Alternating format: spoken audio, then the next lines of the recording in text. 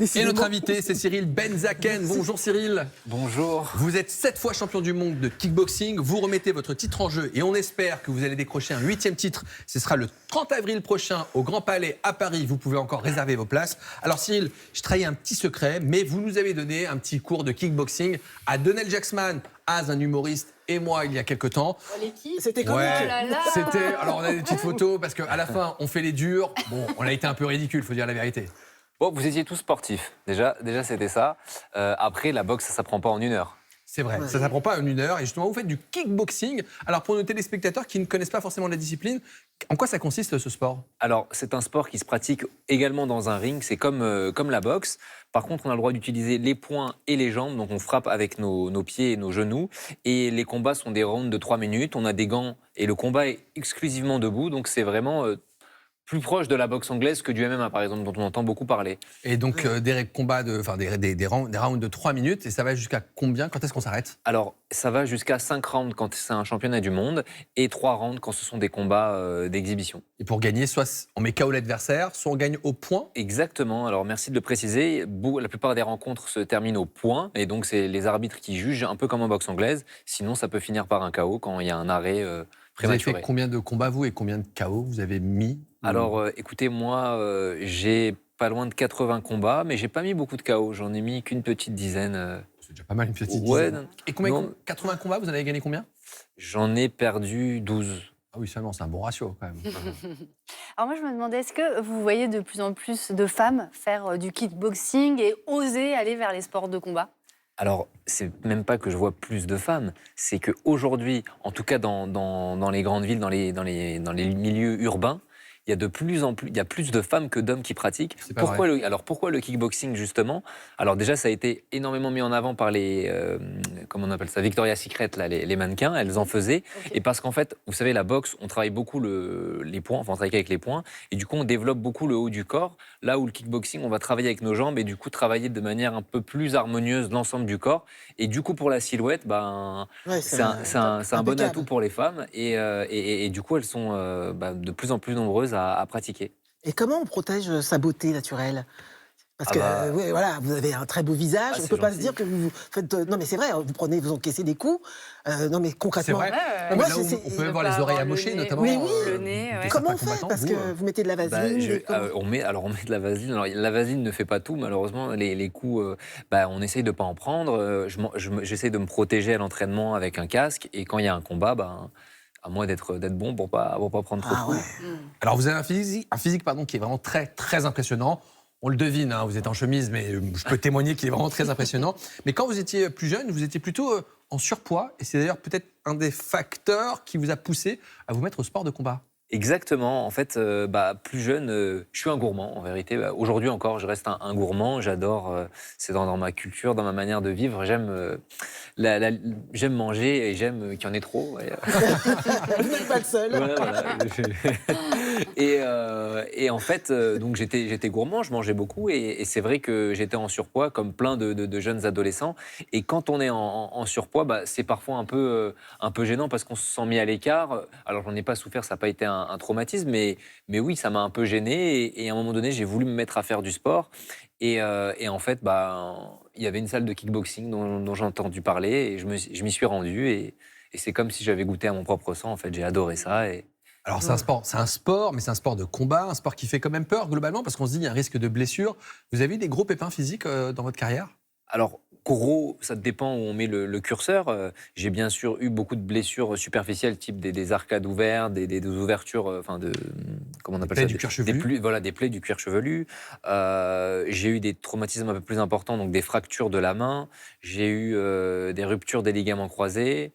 Un ménisque cassé. Oui, et d'ailleurs, à l'époque, vous avez été opéré, et ce n'est pas votre première, en fait, au MAC de la Santé. On vous avait suivi il y a quelques années. C'est drôle. Opéré du genou, des ménisques, et on vous avait suivi dans un centre de rééducation, et on a gardé les images. Et là, on vous voit, là, c'est vous. Exactement, en rééducation. Alors, et en fait, c'est hyper marrant la boxe parce que qu'est-ce que j'ai eu comme opération ? J'ai eu une arthroscopie, on m'a retiré un petit bout de ménisque parce que tout simplement le ménisque qui a cassé bloquait l'articulation en anse de saut, je crois que c'est comme ça qu'on dit. Ça, c'était il y a 8 ans. Ouais, voilà. Et ça empêche la jambe de se tendre. Mais ce qui est fou, c'est que je me suis cassé la jambe comme ça, cassé le bout de ménisque dans un tournoi de kickboxing sur une demi-finale.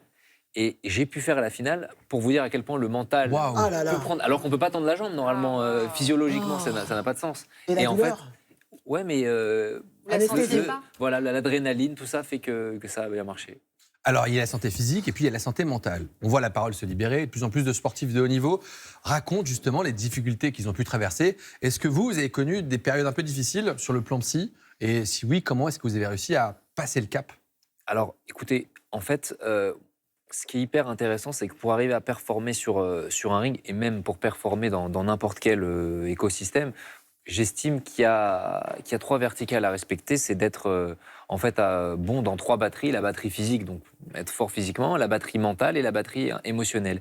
Et quand on n'est pas bien aligné sur ces 3 verticales, bah, on peut échouer. On peut, si on est, en fait, on est la résultante de notre batterie la plus faible pour moi. Ça veut dire que si mon mental n'est pas bien, je vais perdre un combat, même si je suis bien préparé physiquement. Et du coup, qu'est-ce qui m'est arrivé? Il m'est arrivé de perdre des combats jeunes. Et comme plein de jeunes, j'imagine, j'avais mis beaucoup d'espérance dans ce match. Et le fait de perdre, ben, ça m'a, je vais pas dire une dépression, mais pas loin en fait. Voilà, ça m'a fait aller mal. Et du coup, bah, qu'est-ce que j'ai fait? J'ai compris que le problème était lié au mental. Donc, je suis allé voir un psychologue du sport. Vous voyez, c'était déjà libéré parce qu'on savait que Teddy Riner était suivi. Donc, j'ai été voir la même psychologue. Après avoir fait plusieurs séances de psychologue, avec la psychologue, j'ai été voir des coachs mentaux, etc. Et en fait, on trouve la bonne formule pour aller bien dans sa tête. Donc la préparation mentale est aussi importante que la préparation physique. Alors en tant que sportif de haut niveau, on imagine que vous avez une hygiène de vie plutôt très bonne, en tout cas en préparation, que vous mangez bien, que vous ne fumez pas, que vous ne buvez pas, que vous dormez très bien. Eh bien on vous propose justement l'anti-questionnaire santé.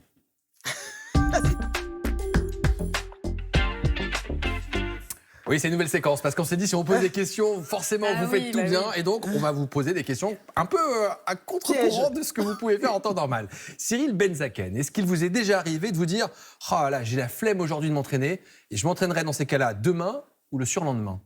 Non, ça non. Impossible. Franchement, ça, j'avoue, j'ai une bonne discipline sur ça. Tous les à jours moins que je assidus sois, ouais, tous les jours assidu, à moins que je sois vraiment malade. Et ça, c'est avec l'expérience, parce que quand j'étais plus jeune, j'étais vraiment un ayatollah, j'étais ma boule. J'allais, quoi qu'il arrive, j'allais à l'entraînement. Maintenant, non, je sais m'écouter. Combien d'heures d'entraînement par jour? Juste pour savoir À peu près 4 heures. On ne fait pas partie des sports où il y a le plus d'heures, c'est 25 heures par Mais c'est semaine. beaucoup, Quoi. 4 heures par jour. Ah oui. Ouais, Ouais. c'est énorme. Non, mais il y en a qui s'entraînent plus. Je pense aux danseurs étoiles, ou je sais pas, ou des activités, des nageurs, ils s'entraînent énormément. Lorsque vous allez en boîte de nuit, vous êtes plutôt couvre-feu à 2h du matin ou 6h du matin? Alors, je suis plutôt, bien sûr, couvre-feu à 2h du matin. Ça, c'est la vérité, parce que je rentre. D'ailleurs, je ne vais plus en boîte de nuit, maintenant qu'ils ont créé des restaurants où on peut faire la fête jusqu'à 2h. Mais par contre, il n'y a pas longtemps, j'ai eu une discussion avec mon entraîneur. Et en fait, c'était sur apprécier le moment présent. Et c'est vrai que la discipline fait qu'on n'est pas toujours dans le présent, on est dans le lendemain. Et j'étais dans un moment d'échange, comme ça, un dîner hyper sympa. Et la première réaction que j'avais, c'était regarder l'heure, oh là là, il va falloir aller se coucher. Et en fait, après, je me suis dit, bon, c'est dommage, je suis en train de passer un moment de qualité. Je vais peut-être passer à côté d'une bonne soirée. Allez, restons là. Bon, c'était une soirée sobre, mais Oui. Voilà, Bon, peut-être c'est la je dis question. ça à mon fils, ça ne marche pas, ça. D'accord. Couvre-feu. Cyril, après un combat, une fois que le match est passé, vous êtes plutôt hamburger frites ou tacos XXL, sauce fromagère, supplément tenders de poulet? Hamburger frites. Plutôt classique. Vous êtes plutôt boisson énergisante ou cola sucré? C'est quoi cola sucré? Le cola, on Le va dire la cola. marque, le cola. Boisson énergisante alors. Ouais, mais vous en buvez pas. Mais non non, j'en bois pas non plus. Non, Parce ni qu'en l'un ni fait, l'autre, finalement. allez, un cola sucré. Un coca, un Fanta, un Orangina. Cyril, vous avez 36 ans, c'est plutôt âgé pour un sportif de haut niveau. Vous êtes plutôt Botox ou crème anti-rides?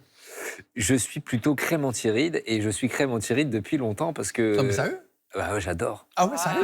Je prends les produits déjà de ma mère de l'époque quand j'étais fin d'ado. C'est pas vrai. Ah, je suis un parano de perdre les cheveux, de vieillir. Qu'est-ce que vous mettez le sang sur le visage, du coup? Alors, qu'est-ce que je mets le soir? Parce que votre maman est dermato, je crois, c'est ça? Exactement, ma mère est dermato. Donc, je mets du sérum, je mets de l'anti-cerne et je mets une crème de nuit, quoi. Ah, mais non, Ah oui, franchement, mais ceci explique franchement. cela. Ah, mais d'où c'est la bien. beauté, effectivement, Ouais. dont Mais vous oui, On parliez va tout à prendre l'heure. exemple. La qualité. Cyril, on rappelle que vous serez à l'affiche de ce combat le 30 avril prochain au Grand Palais, c'est à Paris. Vous pouvez encore prendre des places. On espère que vous ramenez, comme on dit, la ceinture à la maison. On vous souhaite bon courage.